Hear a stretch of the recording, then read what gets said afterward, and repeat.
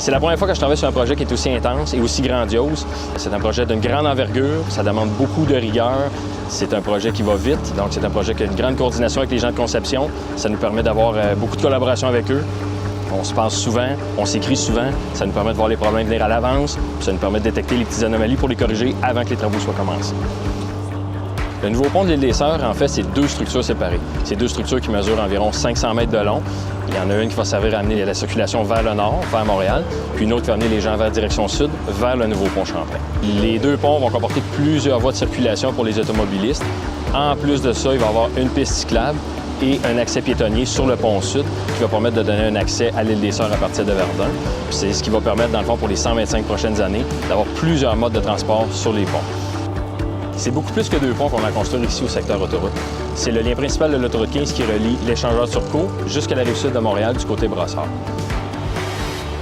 Les défis qu'on rencontre pour la construction du pont de l'île des Sœurs sont assez nombreux. Le premier qu'on peut noter, c'est la pose des poutres. On travaille dans un endroit qui est restreint. On travaille sur jeté.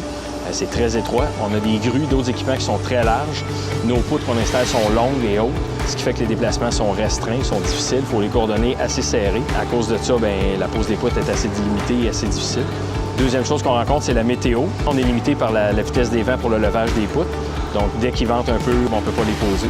Lorsqu'il pleut, on ne peut pas non plus installer de poutres. La deuxième chose qu'on a à relever comme défi ici, c'est les travaux sur barge. On a plusieurs travaux qui sont faits sur l'eau. On a un cours d'eau qui est large, avec beaucoup de vitesse de courant, mais qui est peu profond. On a beaucoup d'endroits qui sont rendus inaccessibles à cause qu'il y a des hauts fonds. Donc, nos bateaux, nos barges ne peuvent pas aller partout. Donc, il faut coordonner, planifier nos déplacements pour être en mesure d'installer nos poutres et faire les autres travaux. Un autre des défis qu'on a à relever ici, c'est le bruit. On travaille à proximité de résidence. C'est ce qui fait en sorte que quotidiennement, on travaille avec les gens d'environnement pour limiter le bruit quand on construit nos deux ponts.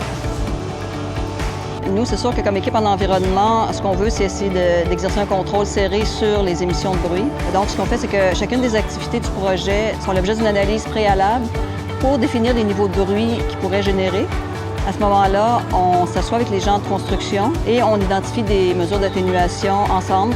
Pour nous, c'est vraiment important que le projet se réalise en essayant de minimiser autant que possible les impacts et les nuisances à la population. Je pense qu'un projet de l'envergure du pont Champlain, c'est un projet dans lequel la protection de l'environnement est et se doit d'être au premier plan. Ce qui me rend fier de venir travailler ici, c'est la progression des travaux. On voit très bien que ça commence à prendre forme, que nos travaux avancent. On travaille avec des équipes qui sont fières, des équipes qui sont motivées de pousser. C'est ce qui fait que dans mon quotidien, c'est gratifiant de venir travailler ici pour que tout le monde ensemble, on mette tous nos efforts pour livrer le nouveau pont de l'île des Sœurs à temps.